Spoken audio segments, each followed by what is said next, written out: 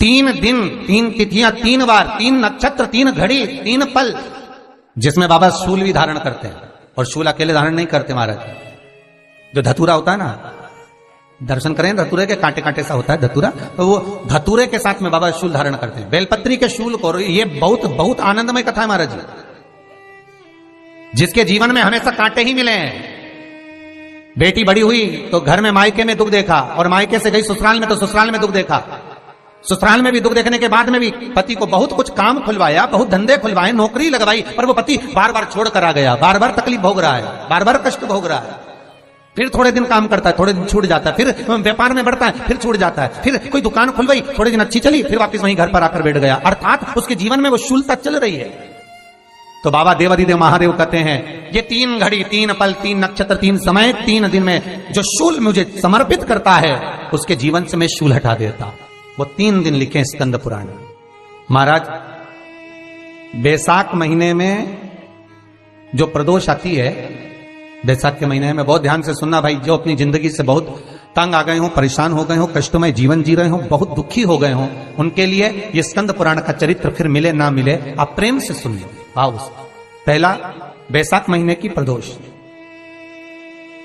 चाहे वो शनिचरी प्रदोष हो, चाहे रविवार की हो, सोमवार की हो, मंगल की हो, बुधवार की हो, गुरुवार की हो, शुक्रवार की हो, शनिवार की हो, कोई भी वार की हो, पर बैसाख महीने की प्रदोष, प्रदोष काल में शाम का समय सूर्य डूब रहा हो, बस डूबा ही हो, और उस समय पर सूर्य के डूबन के तुरंत बाद बाबा को धतूरे के साथ में बेलपत्री ना चढ़ाते हुए बेलपत्री के वृक्ष के 7 कांटे बाबा के शिवलिंग पर समर्पित करे जाते हैं महाराज, अपनी जिंदगी में अड़चनों को हटाने के लिए।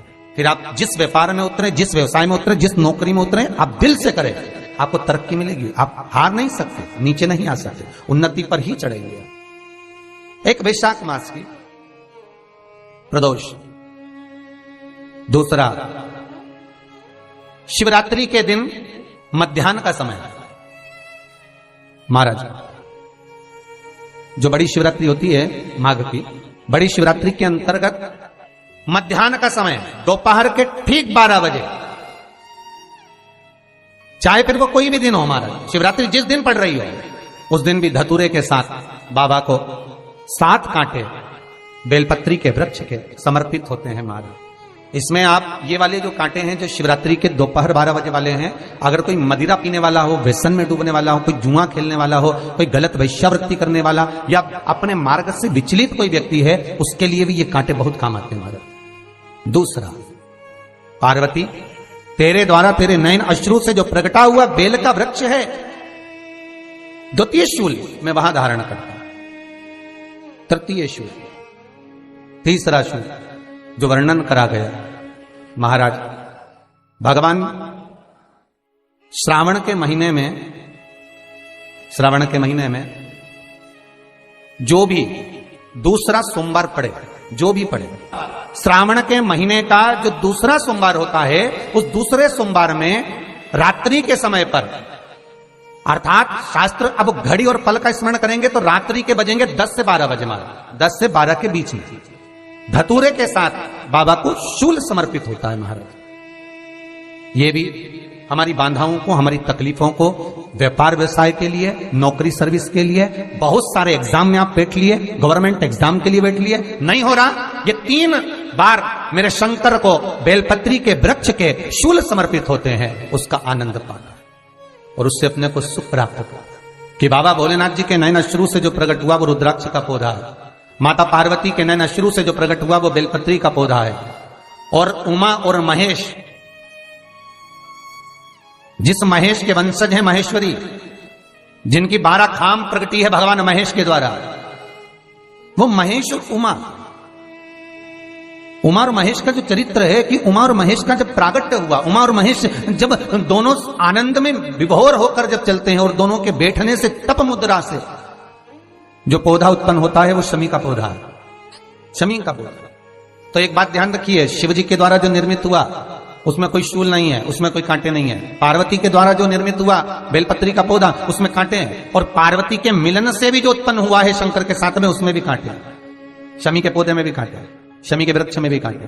तो पार्वती जी स्कंद पुराण में एक प्रश्न कर रही हैं भोलेनाथ जी से कि प्रभु मुझे ये बताओ कि आपके द्वारा जो निर्मित हुआ उसमें शूलता नहीं है, पर मेरे द्वारा जो निर्मित हुआ उसमें शूल क्यों आया है, उसमें कांटा क्यों आया है? थोड़ा सा माताओं, मेरी जीजियों, आपको थोड़ा बुरा तो लगेगा इस प्रसंग को सुनकर, पर लग जाए, पर आज कथा निकली है तो सुन लो है कि शिवजी जिस रुद्राक्ष को उत्पन्न कर रहे हैं उसमें शूलता नहीं है,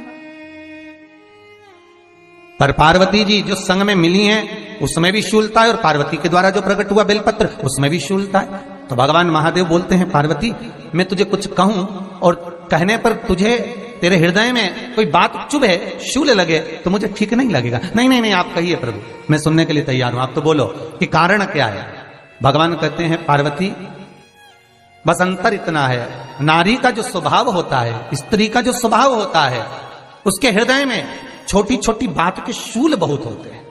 जेठानी ने ये कह दिया, देवरानी ने ये कह दिया, तुम्हारी मम्मी ये बोल दी, तुम्हारे पापा ने ये कह दिया, तुम्हारी बहनों ने ये कह दिया, तुम्हारे भाई ने ये कह दिया, तुम्हारे रिश्तेदार ने ये बोल दिया। ये नारी के भीतर ये शूलता रहती है। तो पार्वती जी बोली कि जितना तप आपने करा उतना तप मैंने करा, और जितनी साधना आपने करी उतनी साधना मैंने करी, और जितना आराधना दिल से आपने करी उतनी आराधना दिल से मैंने करी, फिर इसमें शूलता कहां से आ गई? भगवान शिव बोले, बस पार्वती बात इतनी सी है कि जब मैं आराधना करने बैठता हूं तो मेरी दृष्टि में सम्मुख में कुछ नहीं होता। जब मैं आराधना करने बैठता हूं तो मेरी दृष्टि में मेरे सम्मुख में कुछ नहीं होता कि कौन ने क्या करा है, कौन ने क्या बोला है, कौन क्या कर रहा है, उससे मुझे मतलब नहीं होता, उससे मुझे कोई मतलब नहीं। पर पार्वती जब तू आराधना करने भी बैठती है ना, तो तेरी चित्त वृत्ति में कहीं ना कहीं किसी ना किसी रूप में कोई शूल आ ही जाता है। कई माताओं की आदत देखी साहब, भगवान की सेवा करने बैठी है तो भी भीतर थोड़ा सा शूलता भरी हुई है। महाराज बताओ, इतने सारे भगवान इकट्ठे कर लिए, मैंने बोला था बहू से कि वहां रख लेती है, बताओ इतने सारे यहां पर लाकर रख दिए हैं, अब इसकी सेवा करना पड़ रही है, अब ये करना पड़ रहा है। प्रसाद लेने के लिए रसोई घर में गई, भगवान का भोग लगाने के लिए, तो उसमें भी शूलता आ गई। इतने घंटों से मैं सामान ढूंढ रही, फ्रिज में मिल ही नहीं रहा, मैंने रख के गई थी, भगवान जाने कहां चले गए। भगवान को वस्त्र पहना रही है तो शूलता है, अलमारी का ड्रॉज खोला, इसमें मैंने सामान रखा था, ना जाने भगवान का श्रृंगार कहां चले गया, कौन ने हाथ लगाया, फिर शूलता आ गई। भोजन करने बैठे तो शूलता है, कोई कार्य के लिए जा रहे हो तो शूलता है। अर्थात कहीं ना कहीं नारी के जीवन में शूलता बनी हुई है। और पार्वती जब तुम भजन करो, तप करो, साधना करो, भक्ति करो, उसमें शूलता नहीं होना चाहिए। पार्वती जी ने कहा, भोलेनाथ तो क्या आप मुझे स्वीकार नहीं करेंगे बेलपत्री के रूप में? क्या मुझे स्वीकार नहीं करेंगे शमी पत्र के रूप में? पद्म पुराण, स्कंद पुराण, लिंग पुराण, नर्मदा पुराण और शिव महापुराण, ये सारी पुराणे वर्णन करती है। पार्वती जी का खंड आनंद वर्षित कर रहा है, वर्णन कर रहा है, पार्वती खंड वर्णन कर रहा है, सती खंड वर्णन कर रहा है, उमा संहिता वर्णन कर रही है।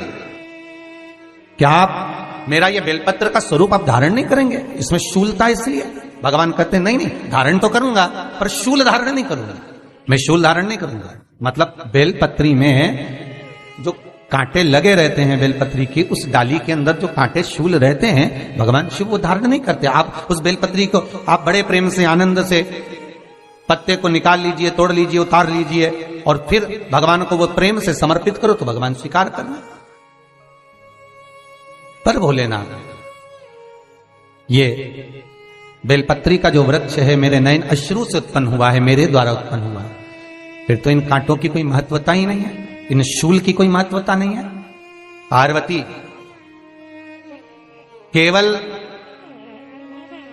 3 दिन ऐसे रहेंगे, 3 बार ऐसे रहेंगे, 3 तिथियां ऐसी रहेंगी, 3 समय ऐसा रहेगा जिस समय पर तेरे द्वारा निर्मित शूल को भी शिव धारण करेगा और जगत का कल्याण करेगा।